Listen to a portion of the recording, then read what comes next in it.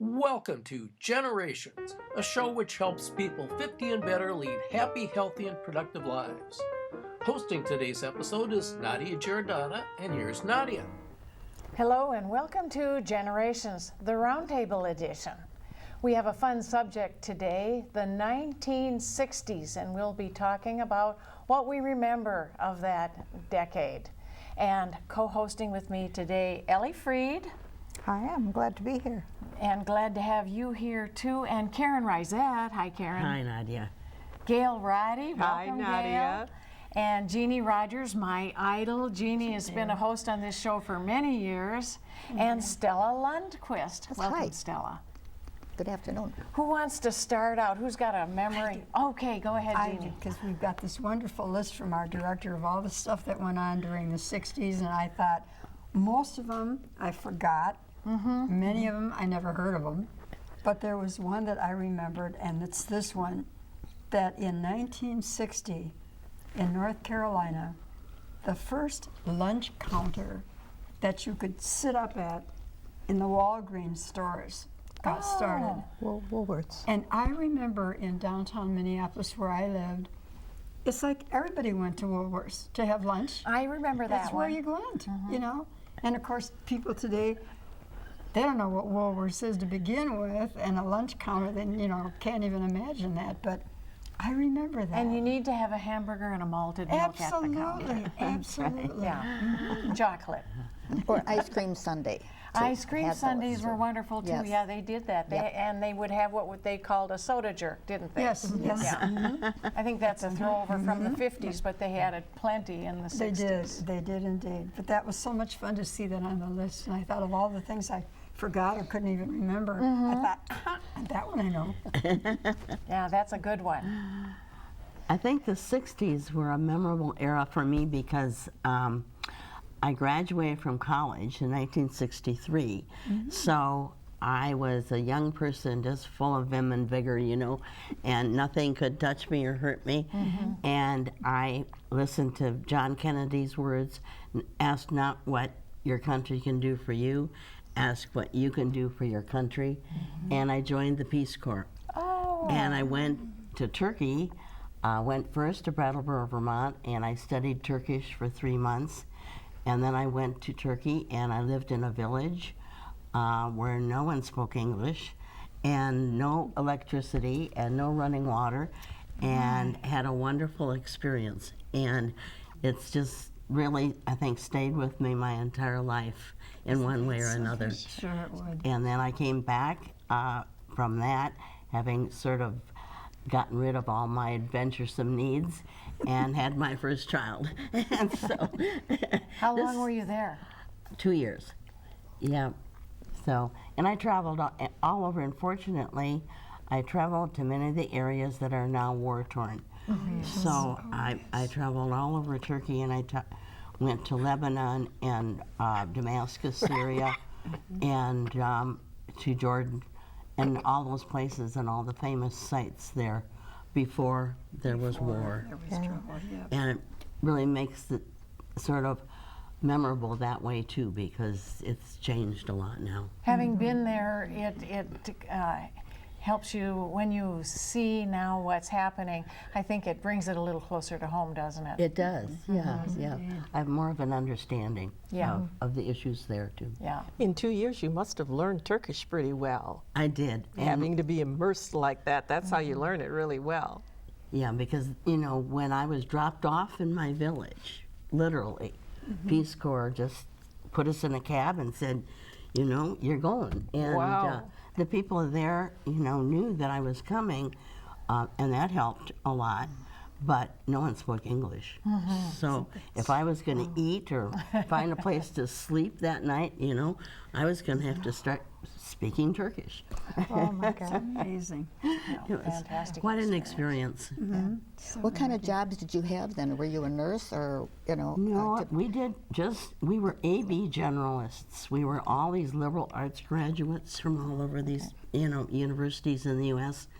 And we went to a village, and our job was to help the villagers do some development work, community development.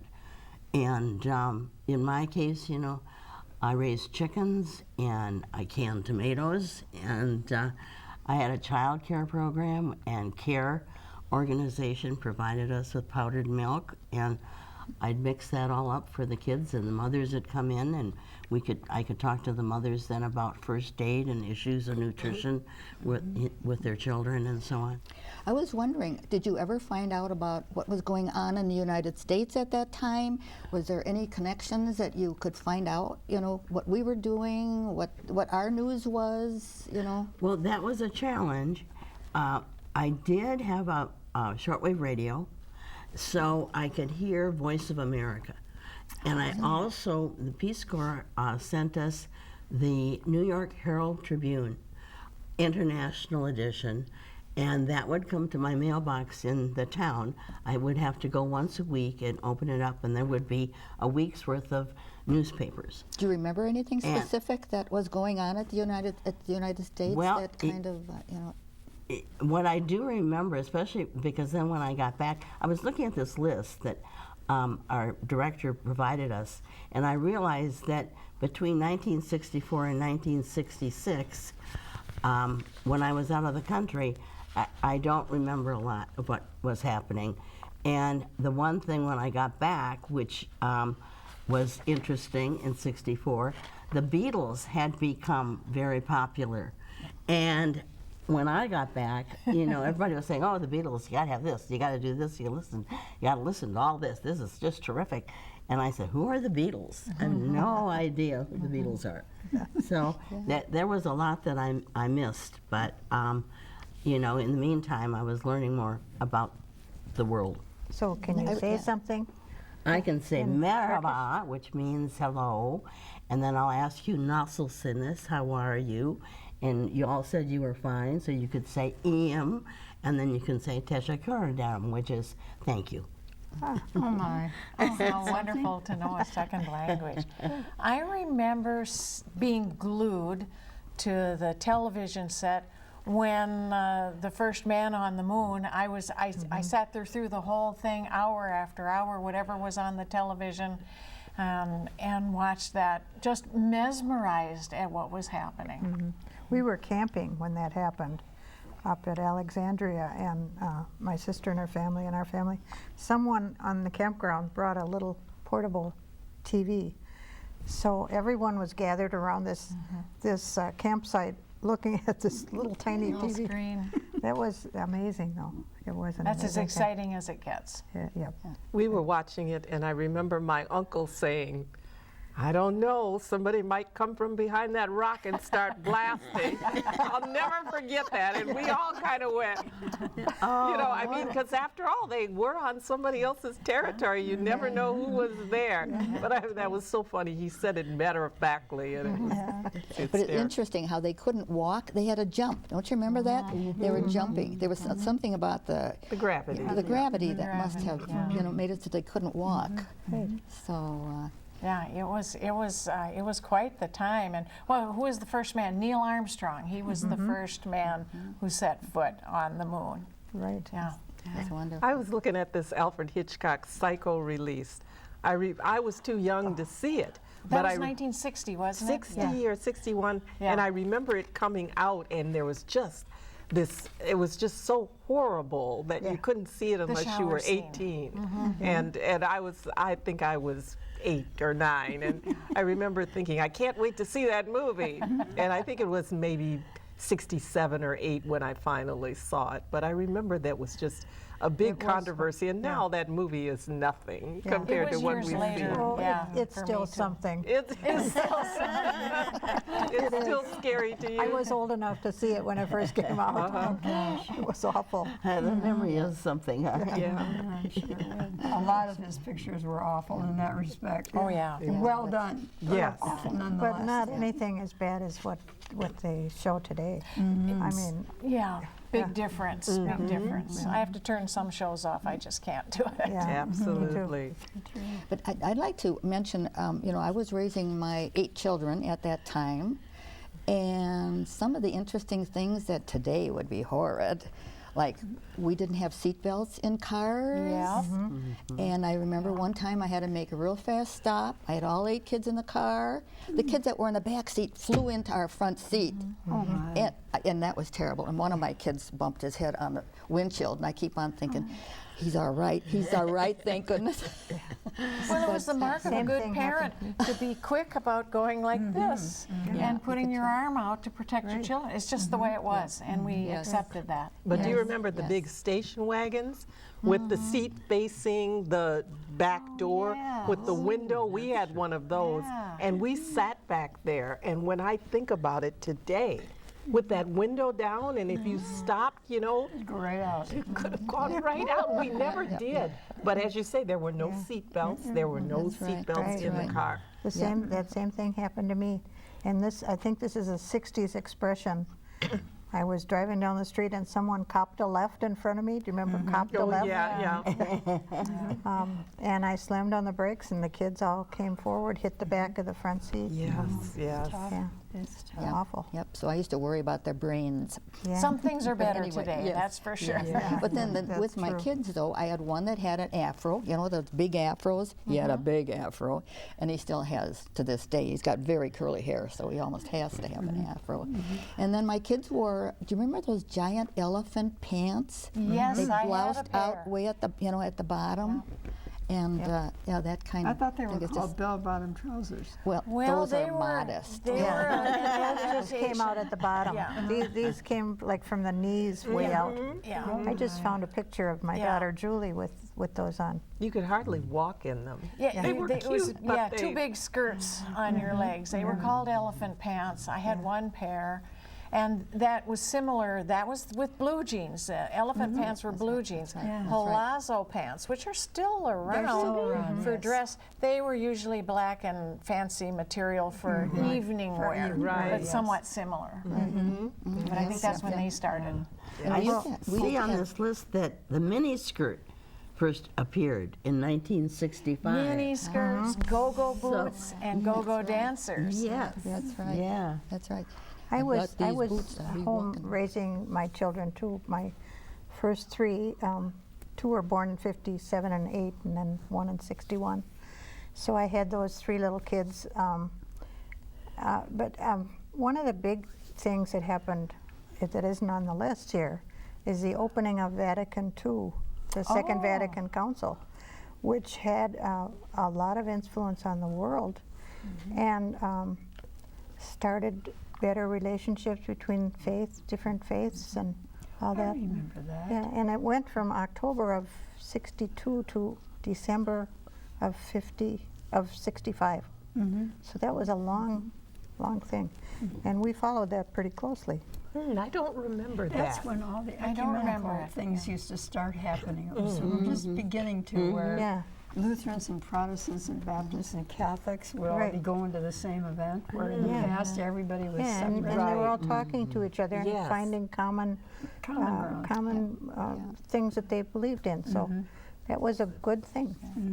And I think we had, by then, we had the polio vaccine. I think that was I don't remember the exact date, but I remember getting the polio vaccine. So we had a vaccine for that, and in the 50s that was different. And smallpox was in there too. I remember we were getting vaccinated for that, and that may have been around a little bit. But I remember that you know, those were standard. You got those vaccinations. My family were guinea pigs for the polio, shots, and I remember that so well. We had not only shots; they also experimented with us with a drink. So the experiment, and what it is, that we were living in University Village at that time, and my husband was going to school, and so we were the perfect guinea pigs because right across the street was the public health building where they were doing this testing. So it was not only adults that went through it; it was children too. But it was not just the shots; it was also the drinks Yeah, that we had. I How think interesting. smallpox vaccinations, I had that when I was a child. So that was So earlier. that was way, Yeah. way early. Well, I couldn't those the- remember. I just remember getting one. Yep. Oh yeah, those are the ones that left the big scars on our Yeah, skin. Because and I they still kind have of that. I didn't poked have it. that right till You took a needle and Yes. did a couple little pokes, and then you got a red. But you got a big, got a big scar on Yeah. it. You know. And so, do you remember that we didn't get that many vaccinations like they do today? No, they get a Probably lot. not. There were as much. fewer, yes. I don't remember getting very many at all, and I asked my mother just recently because all this controversy about them is coming up, Yeah. and she couldn't remember either, because it literally was that we would go and over to someone's house who had chicken pox because they wanted you to get Yeah. it. I remember that. Yes, they wanted you to get chicken pox as kids. Yeah. The younger the better, that was Yeah. the thinking. Oh, okay. The sooner you get it. Yeah, Right. because it was worse if you were older. And Well, thanks a lot. Now that we're older, we've all got the virus in us. Yeah, for shingles. I've got shingles, I think, 4 times since I've been a Oh, senior. dear. Oh, yeah. My. And I got the shot so that you wouldn't get them or it would stop you from getting them, and it wasn't a matter of weeks before I had it, maybe the third dear. time. My goodness. That's interesting. It is. Yeah.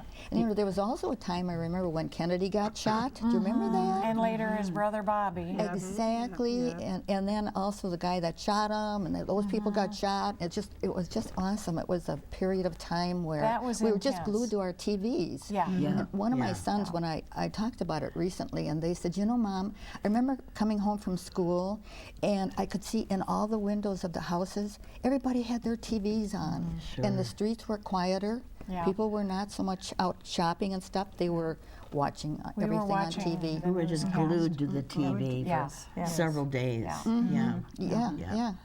That was really a very standout kind of event. And Yes, it was. yes. that probably has affected our society for Yeah. many, many years. Yeah. And the same with Robert Kennedy's death, of course. And then, you know, there were an awful lot of civil rights kinds of things going on during these 60s Oh yeah, years. Martin Luther King's "I Have a Dream" speech. Yeah. Now, were all you ladies here in the Midwest in the 60s? I was. I was. Yes. Okay. Yes. I'm asking because this 16th Street Baptist Church bombing, it seems to me, I mean, I remember growing up in St. Paul, and because I'm African American, we knew all about it. But as I've grown older, a lot of my Caucasian peers didn't hear know about it. Yeah, Where I was didn't that? hear It about was in Birmingham, Alabama. That's what I thought. Or if I yeah. did hear about it, I've since, Right. you know, it didn't make the impression that if I'd have lived in that Right, state, right. it would have. Yeah. And you know, I was a college student in much of the 60s here, and you know, with my sort of activist side of my life, I was out demonstrating for civil rights marches and anti-Vietnam and a lot of the turmoil during this era. You know, I was politically involved and reacting to as a young person, but at the time it was quite common to have demonstrations and marches and so on. A lot of stuff going on from civil rights, and then of course afterward, out of that came the women's movement. That was into the 70s, but it came out of all that activism with came out the of war that. and civil rights and everything in the 60s. Yeah. That's when I became involved in politics too, and still am. You know, it's that kind of thing that gets you out of the house. You know, something's got to be done. I've got to see what I can do. So, Right. yes. Well, and does anybody remember the New York City blackout? Oh, Yes. yes. Oh, And that was all the major. babies that followed. Yes, yes. That was news. But we were kind of sitting and waiting for it to get to the Midwest. You know, don't you remember? It kind of was creeping gradually. That's right. And I think it stopped in Ohio. I met, in fact, one time I was on a train for something, and I met one of the electricians who was involved in stopping it. Wow. Yeah, yeah. Yeah, because it did travel. I think it stopped in Ohio, but that was spooky, scary. That was scary. It was. So every time they talk about the electrical grid now, I think, oh, it happened gonna once go before again? already, yeah. Yeah, we think Exactly. about that when we hear about the grid. Yeah, and every once in a while they'll show someone working on that grid with the Yes. long tunnels of wires and stuff. It's amazing. It would be, you know, I kind of wish they wouldn't show that. Someone Yeah. might be watching who. Oh, that's And right. you know, And getting an it's idea. interesting that the music of the time, I remember seeing a Saturday Night Live skit in the 1960s where they were making a joke or doing a parody of a rock band, but they were all senior citizens, and we thought that was the most hilarious thing in the world. And now you look out there and here's Mick Jagger and all these other rock bands that are still performing, and it's art. You know what I'm trying to say. But you know, It's it just so reminds me funny. of Woodstock, which I think Yes. probably started all of that stuff. So my husband had an aunt who was involved in Woodstock, and she was an artist. There actually is a Woodstock museum up near the town of Woodstock, which has artwork and has the music and all, you know, the pictures and things like that. Did you go to But Woodstock? Did anybody here get to? No. I didn't. No. I remember the folk song era, and you know, yes. Pete Seeger and Yes. all those wonderful folk songs. You know, this land is your land, this land Yes. is my land. You know, Bob Dylan, Joan and Baez. Baez, yeah. uh-huh. Yeah, Bob Dylan from Minnesota. That's right. Yeah. A lot of good music came And he's out still of that. around. He's still Absolutely. alive. He's still alive. Yeah, he Bob is. Dylan is. Yeah, he's coming back to Minnesota, or he was. I can't remember. He does every once in a while. I guess they finally have a museum up in the town that he grew up in, and I think that would make him happy to come and visit once in a I while. think that would be good. Yeah. And you know, you mentioned, you know, the Johnny Carson show on this list of stuff that we have from our director. It says that in the 60s, Johnny Carson takes over the Tonight Show, and my question is, who had it before him? In my lifetime, it was always Jack Johnny. Parr. Jack Parr. R. That's right. Yeah. That's a while Remember back. that? Yeah. That's a Wow. while back. Yes, yes. Television really impacted my life too during that time, and I think, you know, my family probably didn't have a television until, I guess, maybe the late 50s, and I'm not real sure, but in the 60s, we were following a lot on television. News, you know, certain programs Yeah. that were favorites. Ed Sullivan, you know, Yeah. who brought the Beatles and everything going on. Saturday night at the movies on TV. Oh, yes, That was a that's a big good deal idea. for me. That was a Walt, biggie. Walt Disney Hour. Oh, Walt Oh, Disney. yeah. Oh, And yeah. I watched Captain Kangaroo a lot. Yes, yes. He was in Minnesota. Wasn't that Minnesota, or was that national? No, that was national. That was national. Yeah. Yeah. But Sesame Street started in the 60s Yes. too. I don't remember. I when. remember that because when it came onto television, I had a little one, and I thought it was just the most fantastic show. I liked it it was. as much. I still like it. Yes, yeah, I still do. I watch too. it with grandchildren sometimes. It's a timeless show. I see you have here where you were just talking about Mick Jagger, the Rolling Stones, I can't get no satisfaction. I remember him saying years ago that he will not be singing that at 50 years old. He refuses. And now he's, what, 72? And he's still singing Still it. doing it. Still singing it. Can you imagine how many thousands of times he sung that song? It had to be a lot. Any of those older performers. Yes. And still, there's a commercial on right now from Barnes & Noble, and they're singing, I don't know if it's Baby It's Cold Outside or what it is, but it's, I can't pull up his name. Oh, you're talking about Lady Gaga and Tony Bennett. Tony Bennett. Tony Bennett. Yeah. Tony Bennett. And you know what That's just terrific. amazed me is that Tony Bennett still is that attractive looking gentleman. He's so handsome. Yes. And isn't he like 82 or 4 or He's got to be something? something, yeah. Just He's in amazing. there. Yeah. He's in there. Yeah, yeah. But I think He's young. that's my goal, to be in my 80s and still vibrant like that, and be on national TV and still making money. I mean, that's just Yes. Yeah, that part that's would just be the really coolest good. thing. It's just the coolest thing. That's one thing. And flower power and the hippies. I was married and had a young family, so I couldn't quite call myself a hippie in that, in the true sense. But I kind of wanted to be. And you know, in those days too, my husband was a doctor, so I would have the interest.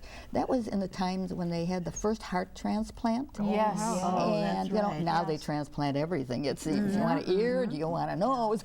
But that heart transplant they was just- big. That Oh, was was big. And that Oh, was here yeah. in Minnesota also, think right? so. Yes, Yeah. I think so. Minnesota's connected with it. You know, doctors oftentimes work across states with each other, and so that's, I'm sure Minnesota doctors were involved, and I do think it was in Minnesota. Yeah, I think it you're was- right. That I was think a it- huge thing. Yeah, it was. Oh, and remember they had him hooked up to those huge machines that I'll never forget seeing that on TV where they wheeled him out in a wheelchair and he was just hooked up to everything. But he was smiling. He was happy to be alive. Yeah. I know. We heard about that doctor for years to Yes. come, too. Yes. Christian Bernard. Yes. That's Is that it. his name? Yes. There you go. Yeah, Yes, right. yes, Yeah, that's glad you right. thought of Forgotten it. too. Yeah, Yeah. yeah. And you know what I think is amazing too, but I don't know the year. This is just coming into my mind right now. That so many people don't know, and it might have been like during World War II when blood plasma was created, and it was by an African American doctor. And I think probably hardly anybody knows that because so many, you know, way back when, if you were African American, you didn't get credit for anything unless maybe you were a singer. Right. That or in showbiz, people got to know who you were. And that was a medical breakthrough. It was a medical. know I mean, that, they yeah. were keeping Yeah. people alive on this artificial blood. Just amazing. You Well, know? the same thing with, not the 60s, but ultrasound. You know, my kids have had ultrasound when they're expecting a baby, and that started with sonar on naval ships. You know? Right. Submarines. Yeah. Yeah, amazing. And some unknown person connected that. I don't know who Probably it a is. woman. That was another thing that women didn't get credit for, You're right. for a That's lot true. too. Yeah. That's Right, true. that's true. And the Six-Day War was in the 1960s. I Yes. forget Right. exactly which year, but that kind of started all of our knowledge and understanding and watching of what's happening over there and continues Yes. to this day. That was an awesome war, really, where this tiny, tiny country of, you know, of Israel could possibly fight off all of these people all the way around. It's Yeah, just, that really was just amazing. something. Yeah. And we're right down to the last few seconds, less than a half a minute or so left. And thank you, ladies, for being here and joining in on this conversation. We could go on for a lot longer We because could, there's a yes, lot we more we could. could I talk think about. so. Yes, yes. And This is thank great. you all for watching Generations, the Roundtable Edition.